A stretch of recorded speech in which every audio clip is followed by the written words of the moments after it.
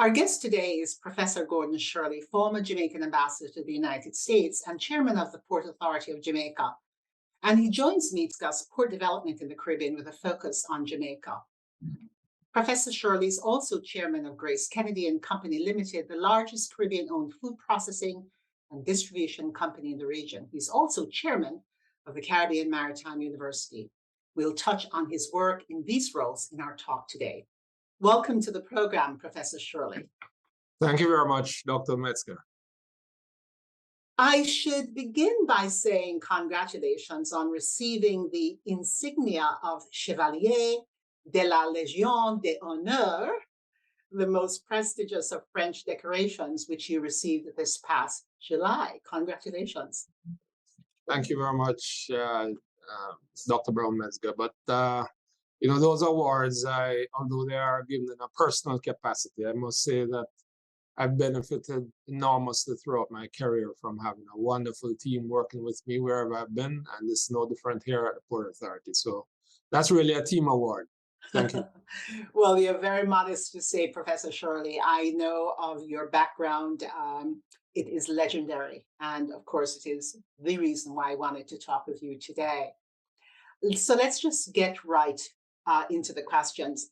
I don't think, and I hope you agree with me, that it's a stretch to say that you're at the nexus of Caribbean port development. And I wonder, how do you, in general terms, see the growth and development of Caribbean maritime industry in the next decade? That's a very interesting question, Geneive. First of all, let me say, growth in the Caribbean, I'm very bullish. I think that the Caribbean as a region is likely to grow quite substantially, both with the plans that the various key countries in the region have. And then secondly, because we know that Guyana and Suriname to the south, with Trinidad already down there with its own trajectory, and Barbados, that there's going to be even more growth and even more trade among the Caribbean, stretching along the entire length and breadth of the region. And then we expect that the hemisphere is also going to grow, both South America and Central America. We expect to continue to see growth in the United States. With that growth, 80% of all trade is associated with the maritime sector. And we expect the maritime sector to play a very substantive role in the region and its development, therefore, the next decade. Well, that segues beautifully into my next question, which tends to be more towards global. It is said that this is a new era in global trade, given the realignment of trade policy between the United States and its global trading partners, including China, of course. What is the impact on Caribbean trade with its largest trading partner, the United States? Well, we're hoping and we think that it will have a very positive impact on Caribbean growth and trade. The reality is that the established trading relationships, so manufacturing being concentrated in one small area and consumption being spread, but largely in the Americas. Mm-hmm. And that has led to a particular kind of trading regime and arrangements for the movement of goods and so on. With the new developments, the likelihood is that we're going to see somewhat less concentration than we have had in the past. And there's a second thing that has occurred, which is that for many manufacturing and distribution firms over the past 2 decades, they are focused entirely on what is called lean manufacturing or lean distribution, just-in-time types of operation. And the pandemic has said to us, guys, we have to be able to be resilient and ensure that we are able to withstand those kinds of shocks.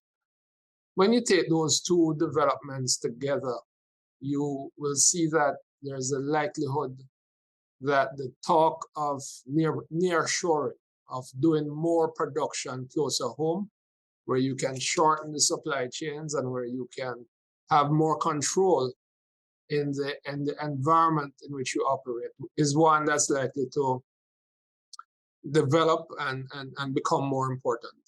We think the Caribbean has a very important role to play in that, as at the US's third border and at the center of the hemisphere. We think that we will play a very important role in that transition and that we expect to take place. And a lot of the work that we are doing is focused on how to take advantage of that development should it materialize as we expect it will. Expound a little bit on your point about less concentration. Well, I think the reality is that it has always been a view that maybe you would produce in an area that has the lowest possible cost, and that has focused predominantly on the manufacturing cost, but that's only one component of the cost. And we have seen that there are many other costs, including the logistics and the transportation costs and so on, and the implications also of those supplies being cut off on the impact of the economy. And therefore, that is likely to lead to the exploration of new locations, new opportunities for production closer to home. We think that the Caribbean and Latin America create great opportunities for that. And we are selfish. Within Latin America and the Caribbean, we want the Caribbean to have its fair share of that. And we in Jamaica would like to believe that given the size, given our location, given the developments that have occurred over the past 4 or 5 years, we think that we are ideally placed to play a significant role in that, Dr. Brown Metzger. So you also mentioned this business of near shore. Is that part of your proximity to the Panama Canal? Explain to our audience what you mean when you talk about near shore opportunities. Well, since you mentioned the Panama Canal is central in the trade lanes that run between Asia and North America and onto Europe. And the only way, there are two ways that you can do that. One is to come via Europe and over to the Americas. Excuse me. The other is to come directly from Asia through the Panama Canal up to the eastern seaboard, or up to Los Angeles and San Francisco on the western seaboard. A lot of the consumption in the United States and in Canada actually takes place on the eastern seaboard. More of it takes place there. And so the route coming through the Panama Canal is very important. If you're a mariner and you are on a ship, Dr. Brown Metzger, and you sail through the Panama Canal, the mariners say if you fall asleep at the wheel, the vessel is going to end up in Jamaica. That's right. We are directly located just in the center of the trade lane that runs there. And so we are ideally positioned for that. We are not the only one. There are others, Cartagena, Calcedo, the Bahamas. But that cluster of countries in the region represent the major locations that are important in that east-west trade lane. Goods coming in through the Panama Canal would stop, let's say, in Jamaica, and then be transshipped up the eastern seaboard, but also into the Gulf, into Latin America and Central America, along the east coast of South America, and even back through the canal and down to the west coast of South America. So it's the centrality of the location is very critical for trade purposes. Right. Well, I want to talk a little bit more about that, but before we touch on, the importance of that, I wanted to hear how Jamaica is maximizing those assets, the assets of proximity, the fact that we have 10 ports. In a relatively small country, we have 10 ports. How are those assets being developed to take advantage of the future, the opportunities in future with respect to the Panama Canal? So when the Panama Canal was being expanded, Jamaica had to make some important investment decisions. And among those, we decided to enter into a concession agreement with one of the largest global port operators. And in this case, we entered into a concession agreement with CMA CGM to expand our port in both to deepen the channels to take the much larger vessels that would now come through the Panama Canal, but also to rebuild the infrastructure, to add equipment, to expand the capacity of a terminal, to put in new technologies, to enhance the security. That has been done. Over $350 million have been spent in the last 4 years in that activity, and we have expanded the capacity to 3.5 million TEUs, or containers, 20-foot containers. So that's the first thing, Dr. Brown Metzger. But the country as a whole has been making a number of other investments that are important from a logistic and maritime trade perspective. We have improved the airports. Both of them have been improved. The roadways, the network of roadways has been expanding and re-expanding year over year. Our telecommunication system is one of the best. We are the only country in the region with Asicuda World fully implemented and complemented by the port community system, so that the entire port community is now electronic and able to manage in a very sophisticated global environment. So all of those investments have been made, which are indeed preparing us for the opportunities that we have spoken about, Dr. Brown Metzger. Excellent. So back now to the original point for this piece. Can you share with us some of the unique opportunities, perhaps they're not unique, but just opportunities that Jamaica has on the horizon with respect to the infrastructure development, its proximity to the Panama Canal, and what can we be looking forward to in the next generation, essentially? So as a Jamaican, you know, we have spoken for a long time about Jamaica being one of the major logistic centers in the globe. We think we have that opportunity, and we think that the investments that have been made bring us much closer to that. At the moment, we are expanding our what we would refer to as near port facilities, those areas that are immediately surrounding both our seaport in particular, and both of the public terminals in Kingston, and also our airports. We are also, the government has announced that it will develop the Caymanas Special Economic Zone as a logistic hub, and have asked that the Port Authority collaborate with other agencies in the government to spearhead that and to ensure that we can catalyze that process. That means building out over 650 acres in an area that's very close to the ports. But equally importantly, Dr. Brown Metzger, it is surrounded by approximately 1.5 million people. 1 million in Kingston. That location is immediately beside Portmore. It is on the highway to Spanish Town, St. Catherine, Clarendon, Maypen. So it is close to a huge population of well-trained English-speaking persons who can leverage the opportunities that would be developed should we be able to land all of the logistic facilities that we want in the Caymanas area and in the near port, the areas near to the ports. These are the targets that we have for the immediate future.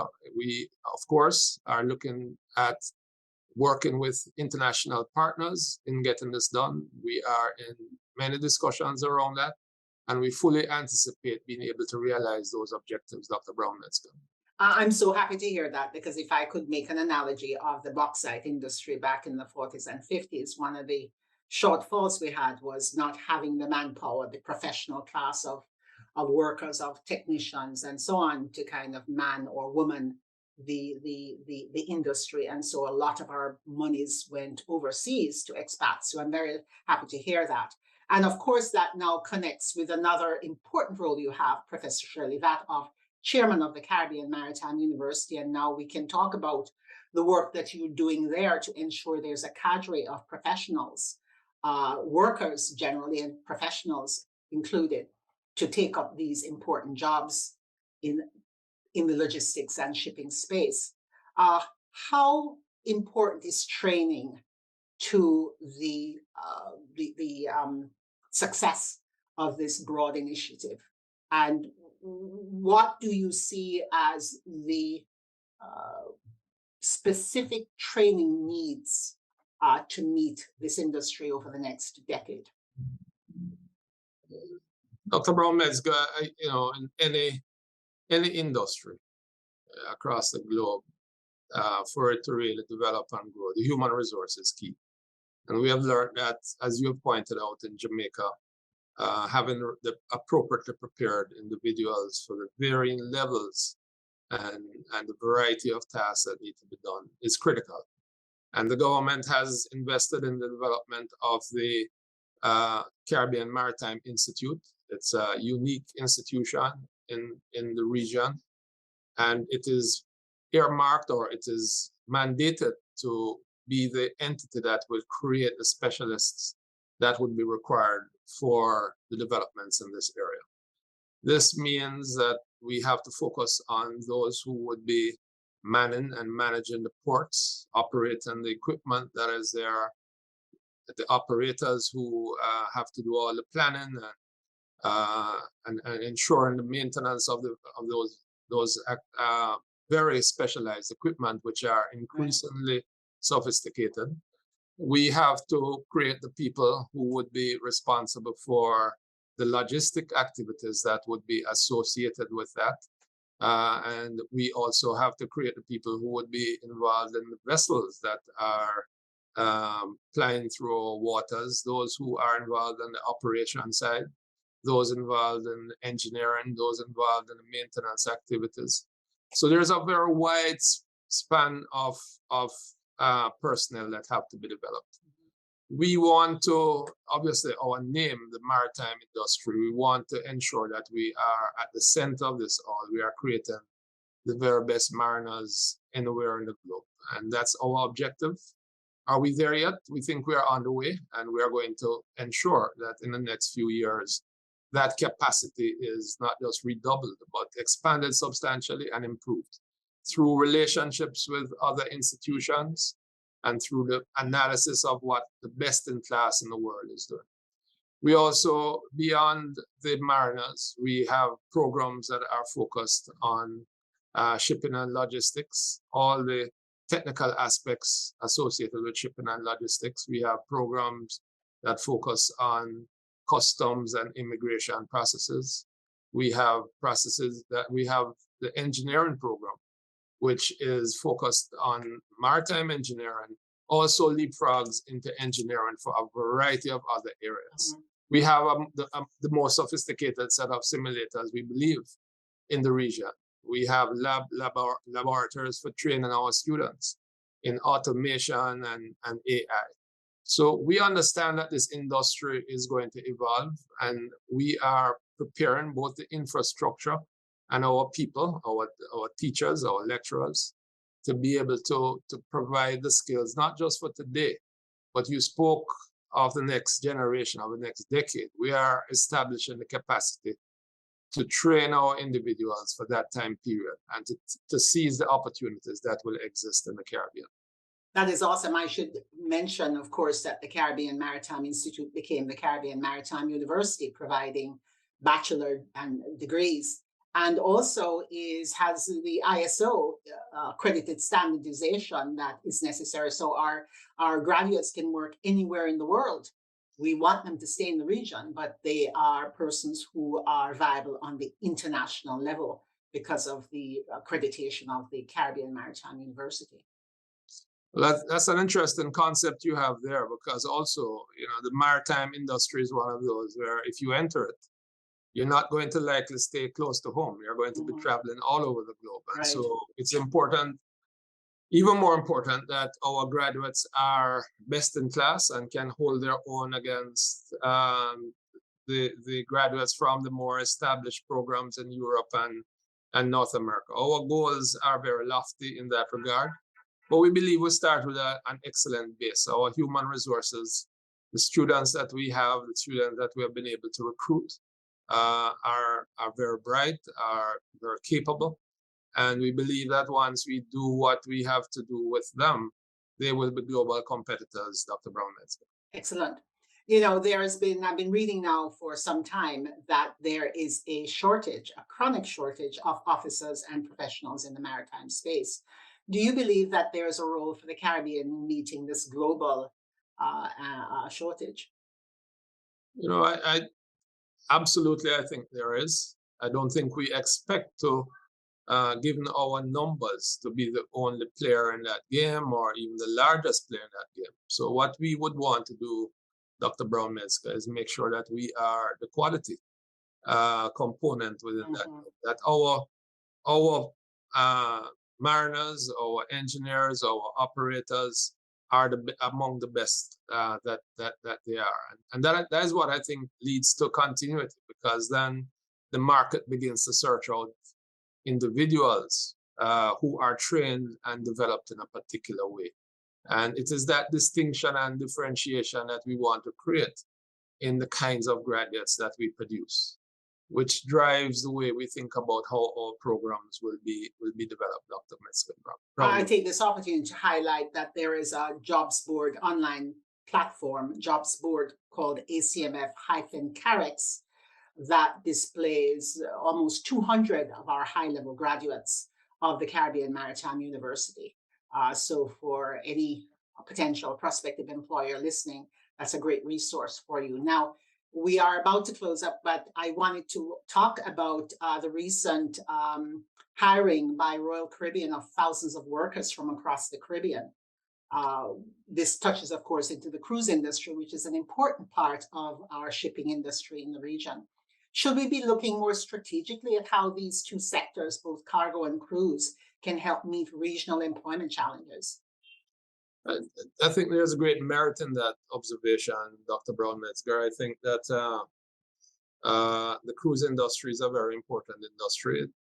And it plays not just on the maritime sector here, but also on the fact that it has an overlap with an area that the Caribbean is an established leader in, which is hospitality.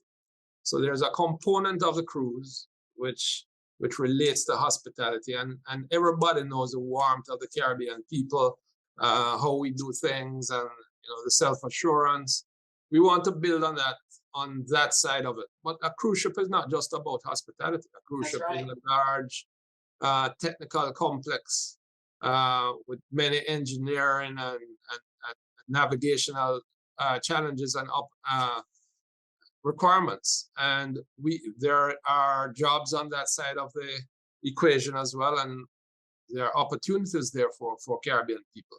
The same challenges that I spoke about with the change in geopolitics means that even the cruise lines are beginning to rethink where their labor force is drawn from, and there is great merit to utilizing, if the Caribbean is the largest cruise destination, then to have more Caribbean people involved in all aspects of the business. So it's self-evident. It's not just altruistic. It's something that makes good economic sense for them to do, and they need to have, or would like, I think, to have the kind of partners that understand what those needs are and are equipping the individuals to serve in the capacities that are required. And that's a great opportunity for us right there. We don't have to go too far from home to see it.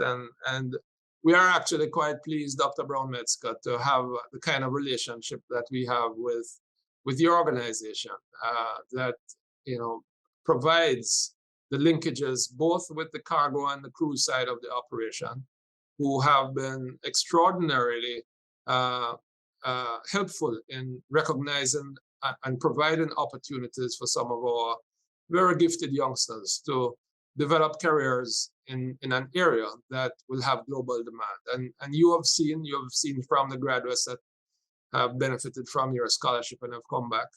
When these people are properly trained and you let them out on the globe, they will exceed our expectations. And we just want to keep on doing more of that, Dr. Brown Metzger. And we thank your organization for the support that it provides. And it's a start, and it's an important start. We hope to leverage it with other companies, but also with the major cruise lines and the major cargo lines, which both you and ourselves already have relationships with. What an incredible note to end on. I want to thank you so much, Professor Shirley, for your insight and certainly for your leadership in academia in terms of training our young people to take up jobs in this critical industry, and also for your leadership in port development in the region. It's been a pleasure speaking with you this afternoon. Thank you so much. Always a pleasure, Dr. Brown Metzger. Thank you.